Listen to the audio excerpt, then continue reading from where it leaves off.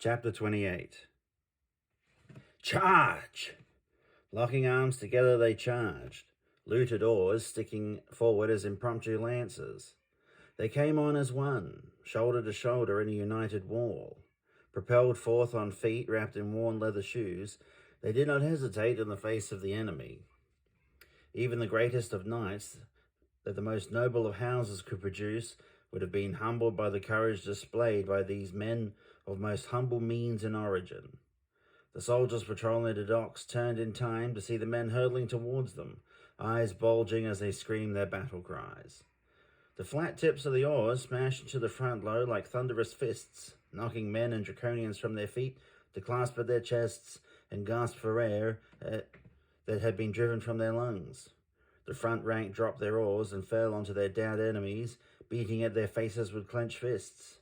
Their comrades leapt over the top, swinging their oars in wide arcs as they came on like naked, frenzied barbarians wielding two-handed swords. They cracked skulls and dented helmets, sending their enemies toppling sideways off the docks into the inky black waters. Weighed down with their chainmail shirts and leather weapon belts, they sank as though their pockets had been filled with stones. They looked up to the surface of the waters as they desperately tried to claw their way up to no avail, still able to see the plumes of orange and red of the raging inferno. Crashing into the sea floor, their impacts kicked up clouds of fine silt that blurred their vision and stung their eyes. Their lungs burned as they clawed at buckles and belts in that terrible darkness, panicked hearts thumping in their ears. Get their weapons! Knives and clubs were pulled from sheaths and hooks on belts before their former owners were kicked and pushed over the edge of the dock to join the others below. Axes and swords were snatched up from where they had fallen as they raced onwards towards their target. The sail fluttered from a single mast, the bow and the stern curving high off the water to carry it through the breakers. Turf was the first on board, springing from the docks to land with the grace of a jungle cat among the piles of ropes and netting typical of a fishing boat. A figure stirred from among the coils of jute to find the tip of a sword levelled at their chest. "Can you sail this thing?" Turf asked the quivering boy before him, who meekly nodded their head in a bobbing motion as their eyes never left the tip of the sword before them. "Then get on your feet." He roared as the others clambered on board, some of them tripping and falling into the boat as they tried and failed to maintain their balance on the rocking craft. The boy scrambled past the men with the practiced ease of someone used to a life lived at sea. Unhitching the lines anchoring the vessel to the dock, they threw them back into the boat before leaping after them. Ducking back in between his new crewmates, nimble fingers unhooked the rope which they wrapped around their forearm. Leaning far back, they used their own body weight as they heaved on the rope until the square of canvas sail began to rise. The others were quick to rush over and lend their strength. Gripping the rope tightly, they pulled until the sail was in full bloom. "Here they come. Grab those oars." Turf was the first to spot the stream of humanity pouring down towards the docks like a black wave. Jammed tightly together, they appeared as a single undulating black mass, lit by the blazing fires behind them. They tried to push the boat along by jamming the tips of their oars into the gaps between the stones that made up the wall of the pier and shoving as hard as they could. The tips slipped beneath the slimy algae, causing more than one man to slip and fall, cursing. Others took to hanging half over the sides, frantically paddling with their arms. Looking around terribly confused at the comical attempts being made to propel them forwards, the ship's mate grabbed up an oar and placed it in its notch in the side of the boat, hauled backwards with a practiced stroke that saw their legs pushing off the back of the seat in front of them as their arms bunched and back arched. The boat was picking up speed fast, and the others looked around to see what was happening. Quickly realizing their error, they took to their seats, and soon other oars were dipping into the water and scooping it away behind them. They were out into the open waters when the piers began to fill with the fleeing townsfolk. They pushed and shoved one another as they jammed themselves into the limited space, hands held out in begging gestures as voices raised to cry out for savior. We need to turn." Turf grabbed the sailor by the shoulder and directed them in what they had to do next. Nodding their head in understanding, they moved to the back of the boat to grab the rudder. Twisting the handle to one side, the vessel started to turn in a wide arc. Turf ordered the others to stop rowing. They were far enough out that none but the most capable of swimmers would be able to get to them. They scanned the docks looking for any sign of Cielo or Hitch among the soot-streaked faces to no avail. It looks like everyone in the city. Cielo and Hitch watched from their balcony perch at the sea of humanity streaming past downhill on its way to the harbour. They jostled each other as they came on, heads popping up to try and see over the crowd for their loved ones or even orientate their direction, as they had no idea where they were going, having been swept up in the herd. Any unlucky enough to trip and fall did not rise again, as they were trampled by the hundreds of panicked people following behind them. Their only passing was a ripple in the crowd, where people suddenly rose and fell slightly as they stepped onto the body and then back down onto the cobblestones. "Where do you think it is?" Cielo called out to Hitch over the roar of the crowd streaming by below. "Closer than you'd want it to be, I'd wager." It was the stillness that gave it away. A figure unmoving just beyond the flowing river of humanity, streaming by its spot in the mouth of the alleyway on the opposite side of the street. Its eyes burned up at them as it contemplated how it would cross the flowing river of people to get to them. Even with its incredible strength, blessed by the Dark Queen herself, it could not hope to bully its way through. Cielo's hands clamped around Hitch's bicep as she spotted the beast too. He could feel her trembling, but did not take his eyes from the creature. Even though he was armed with an axe that could split a man's head like a ripe melon, and clad in plate that could turn aside sword strokes like the slap of an enraged child, Hitch felt true fear in that moment. It stared at them as though they were insects it would relish pulling the wings and legs from. "Don't worry, you'll never get across all those people. You'll have to backtrack and find a way around." He had turned to address Cielo, and looking back, his heart had dropped into his stomach when he saw that the Minotaur was gone. He whirled back to the doorway they had stepped out through onto the balcony, staring at the front door, expecting it to come crashing down any second. He looked around the room for something, anything they could use. He was not even sure if they should make their stand here or find a way to flee. It is funny how the mind operates, and for reasons he would never be able to explain, Hitch suddenly remembered something from the days of his adventuring many years before. It had been a summer day when he had found himself sitting on the golden sands of a beach, watching the waves rolling and crashing when he had spotted them. In the distance, crescent moon-shaped creatures leapt from the water, sailing gracefully through the air as they came closer and closer to the shore. Soon they were sprouting from the waves themselves, their bodies half out of the water as they rode them close into shore. Riding the waves. He grabbed the edge of a round wooden table and started to drag it out onto the balcony. Cielo quickly rushed around and picked up the other side. "Turn it over." Hitch ordered, and they flipped the table over.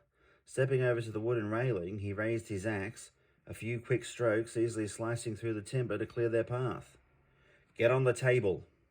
Looking confused, Cielo sat down on the upturned table, gripping tightly to the legs. Hitch dragged the table backwards to the other side of the balcony. When Cielo turned around to ask him what was going on, he answered before her lips could form the question. "We need a run-up for the launch." Hitch took off running before she could question him further, leaning into the table as he pushed off from the floorboards, picking up speed as they raced to the edge. Cielo heard a crashing sound and turned to the side to see for a split second the sight of the Minotaur framed in a doorway whose door was now only shattered splinters. The table launched over the edge, shooting out into space as it arced down towards the crowd. Cielo's stomach was in her throat for the split second of weightlessness she felt, Hitch trailing along behind her as he gripped onto the table legs. Wooden panels slapped the backs of a dozen heads, causing them to cry out in agony, tripping and stumbling before the momentum of the fall was carrying the table forward to skip along the top of the crowd. The table was wide enough to displace the weight of its riders, each person beneath them suddenly feeling their head compressed down into their shoulders for a second before the table passed over, leaving them stunned and confused. The Minotaur leaped from the balcony, not towards the crowd, but onto a neighboring roof, sprinting and leaping from one rooftop to the other. The sounds of the hundreds of heads being slapped down beneath them hammered into their ears as they raced along the sea of people, leaning from one side to the other in a crude attempt at steering. Cielo gripped the wooden legs tightly, her eyes watering in the whipping wind. Hitch glanced over his shoulder and saw the Minotaur was falling behind. They picked up speed as the road to the harbour sloped sharply downward. The great sweep of the piers and the ships pulling out into the harbour, slicing through the blue-black waters, racing up to meet them. The longest stone pier lay dead ahead, the crowd turning to see what all the noise and commotion was about, forgetting about their cries to the departing ships. They stared in wide-eyed horror at the object racing towards them as it skipped along the heads and shoulders of their fellow citizens. The crowd began to part as quickly as they could, a wedge opening wider and wider as the table and its pilot approached. Boolin! The Minotaur rose as it leapt from a roof to land in a side street that ran parallel to the harbour. The parting bow wave of the crowd met the on-rushing duo. The table fell away beneath them, and they would have lost their most unlikely of conveyances had they not already been gripping on so tight. The table smacked hard onto the ground, sending a jolt running up their spines and bruising their backsides as it continued its frantic pace, sliding along the tops of cobblestones instead of people's heads. The wall of people either side loomed over them, shaking fists and throwing curses and taunts as they shot past. The pier rushed towards them, filling their vision as the wooden tabletop beneath them was ground down to a sliver of parchment, the scorching heat of the friction causing them to leap to their feet in a half squat. Snap! The cobblestones of the path had sunken over time, leaving a lip to step up onto the pier. The edge of the table met the stone lip with incredible force, causing it to snap and shatter, collapsing in on itself. Cielo and Hitch were pitched forward. Hitch's armor bore the brunt of the impact, the steel skittering over the stones, sending sparks in his wake like a fiery comet. Mercifully, Cielo landed in a wet pile of netting and ropes, their tangled and mouldering remains having been discarded dockside. Hitch remained where he came to rest, unmoving as a statue which had been tipped over in a ruin. The people began to move forward towards the pier when the Minotaur came storming into sight, halting them in their tracks. Sweat lathered its flanks. Great gulps of air were sucked through its mouth before being blown out of its muzzle.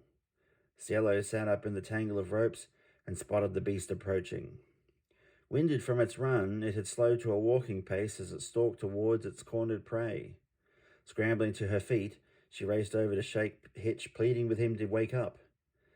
There they are! Go! Go! Turf called as the crew grabbed for their oars as one and started rowing back towards the pier. The flats of the oars clacked as they slapped the water, the men sucking in huge gulps of air before their bodies tensed to pull backwards. There is nowhere to run now, the Minotaur growled as he stalked towards the pier. I am your doom. I am the red right hand of my queen.